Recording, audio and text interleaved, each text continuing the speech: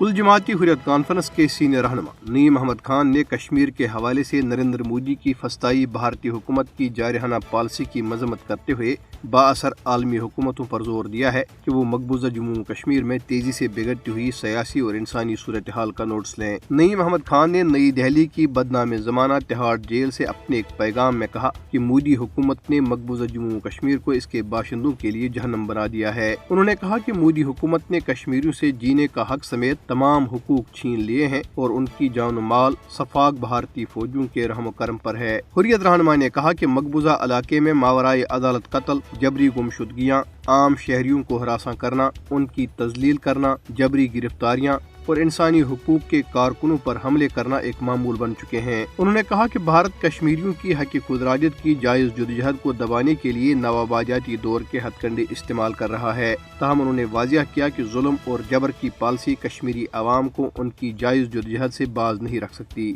مقبوضہ کشمیر میں نامعلوم حملہ آوروں نے ضلع جموں میں ایک پولیس اسٹیشن پر دستی بم سے حملہ کر دیا۔ ضلع کے علاقے سدرا میں نامعلوم افراد نے پولیس اسٹیشن پر دستی بم پھینکا جو تھانے کے باہر زوردار دھماکے سے پھٹ گیا۔ تاہم دھماکے میں کسی جانی نقصان کی کوئی اطلاع نہیں ہے۔ بھارتی حکام نے علاقے میں ہائی الرٹ جاری کر دیا ہے۔ حملے کے بعد بھارتی فوجیوں، پیراملٹری فورسز اور پولیس اہلکاروں نے جموں اور مقبوضہ علاقے کے دیگر اضلاع میں بڑے پیمانے پر محاصرے اور تلاشی کی کارروائیاں شروع کر دی۔ پاکستان کے وزیر اعظم محمد شہباز شریف نے عالمی برادری سے بھارت میں بڑھتی ہوئی مذہبی منافرت کا نوٹس لینے کا مطالبہ کیا ہے۔ وزیر اعظم نے ایک ٹویٹ میں کہا کہ ہندو انتہا پسندوں کی طرف سے شروع کیا گیا تبدیلی کا عمل اب بھارت میں مسلمانوں اور دیگر اقلیتوں کی زندگیوں کے لیے ایک ڈراؤنا خواب بن چکا ہے۔ انہوں نے یہ بات تاریخی بابری مسجد کے انہدام کی 30ویں برسی کے موقع پہ کہی۔ بابری مسجد کے انہدام کو 30 سال مکمل ہونے کے موقع پہ موہن داس کرم چند گاندھی کے پڑپوتے تشار گاندھی نے اعتراف کیا ہے کہ بابری مسجد کا انہدام ایک ہمدرد بھارت کا علامتی خاتمہ تھا۔ تشار گاندھی نے ایک ٹویٹ میں کہا کہ 6 دسمبر 1992 سیکولر اور جامعہ بھارت کا یوم قتل اور نفرت اور انتشار پسند سیاست کا جنم دن ہے۔